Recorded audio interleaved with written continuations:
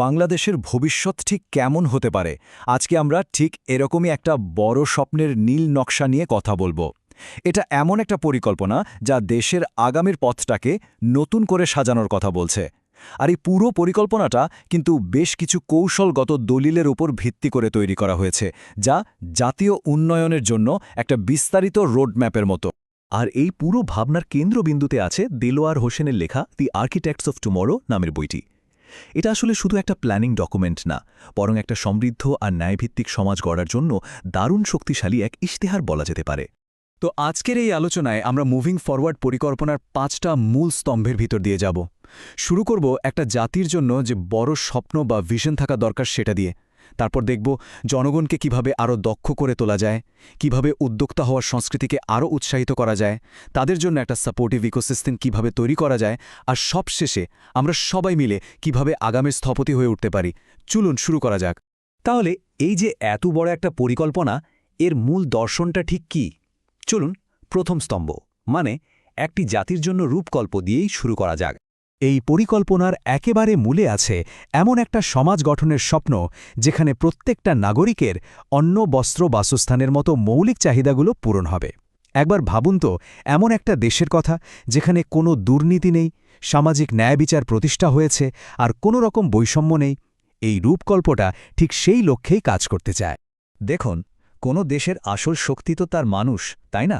জনগণের সম্ভাবনার পুরোটা কাজে লাগাতে না পারলে সত্যিকারের উন্নতি সম্ভব না।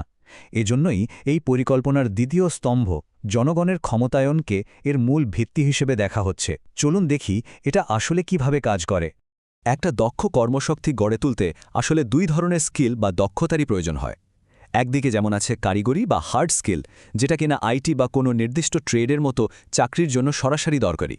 আবার অন্যদিকে আছে সফট স্কিল, যেমন ধরুন ভালোভাবে কথা বলার ক্ষমতা বা টিমের সাথে মিলেমিশে কাজ করার ক্ষমতা। ক্যারিয়ারে লম্বা সময় ধরে সফল হতে গেলে এটার কোনো বিকল্প নেই। এই পরিকল্পনায় দুটোকেই সমান গুরুত্ব দেওয়া হয়েছে। আর এই দক্ষতাগুলো মানুষের কাছে পৌঁছে দেওয়ার জন্য একটা বড় নেটওয়ার্ককে কাজে লাগানোর কথা বলা হচ্ছে। এখানে সরকারি প্রতিষ্ঠান যেমন আছে, ধরুন শিল্পের জন্য বিট্যাক বা ক্ষুদ্র শিল্পের জন্য বিএসআইসি, তেমনি এসএমই ফাউন্ডেশন এবং অনেক বেসরকারি সংস্থাও কিন্তু খুব গুরুত্বপূর্ণ ভূমিকা পালন করছে। আচ্ছা, দক্ষতা তো অর্জন হলো, এরপর কি? এরপর আসে আত্মনির্ভরশীলতা। এই পর্বে আমরা দেখব কিভাবে উদ্যোক্তা হওয়ার সংস্কৃতিকে আরও জনপ্রিয় করা হচ্ছে আর কিভাবে মানুষকে নিজের পায়ে দাঁড়াতে সাহায্য করা হচ্ছে। উদ্যোক্তা হওয়ার পথটা হয়তো একটু কঠিন মনে হতে পারে, কিন্তু এই পরিকল্পনা একে আসলে 3টা সহজ ধাপে ভাগ করে দিয়েছে। প্রথমত, আত্মবিশ্লেষণ মানে নিজের শক্তি আর আগ্রহের জায়গাটা খুঁজে বের করা।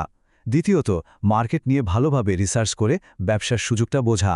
আর সবশেষে একটা সলিড বিজনেস প্ল্যান তৈরি করা, যেটা কিনা সাফল্যের পথে একটা রোডম্যাপের মতো কাজ করবে। সফল হতে গেলে এই 3টা ধাপই কিন্তু খুব জরুরি। আর হ্যাঁ, যে কোনো ব্যবসার জন্যই তো টাকা বা মূলধন প্রয়োজন। ভালো খবর হলো, নতুন উদ্যোক্তাদের জন্য এখন কিন্তু অর্থ জোগাড়ের অনেক রাস্তা খোলা আছে। নিজের জমানো টাকা বা পরিবারের সমর্থনের বাইরেও সরকারি বেসরকারি ব্যাংক থেকে লোন পাওয়া যায়। এমনকি বিভিন্ন এনজিওর মাইক্রোফিন্যান্স প্রকল্প আর্থিক বাধা অনেকটাই কমিয়ে দিচ্ছে। ব্যাপারটা হলো, শুধু একজন উদ্যোক্তা থাকলেই তো হবে না, তাই না? তার চারপাশে একটা শক্তিশালী সাপোর্ট সিস্টেম বা ইকোসিস্টেমও তো থাকতে হবে। চলুন এবার দেখি সেই সাপোর্টিভ ব্যবস্থাটা কেমন, যেটা ব্যবসাকে দ্রুত এগিয়ে নিয়ে যেতে সাহায্য করে। এই ইকোসিস্টেমের একটা মূল ভিত্তি হল এসএমই শিল্প পার্ক। এগুলো কিন্তু শুধু কিছু জমি না, বরং এমনভাবে ডিজাইন করা এলাকা যেখানে ছোট আর মাঝারি ব্যবসার বিকাশের জন্য যা যা দরকার তার প্রায় সব কিছুই রেডি করা থাকে। ভাবুন তো, এমন একটা জায়গা যেখানে ইনফ্রাস্ট্রাকচারের চিন্তা না করে শুধু ব্যবসার দিকেই মনোযোগ দেওয়া যায়। এই পার্কগুলোতে যাতায়াতের জন্য ভালো রাস্তা, নিরবিচ্ছিন্ন বিদ্যুৎ আর গ্যাসের সাপ্লাই থেকে শুরু করে আধুনিক ড্রেনেজ ব্যবস্থা পর্যন্ত থাকে।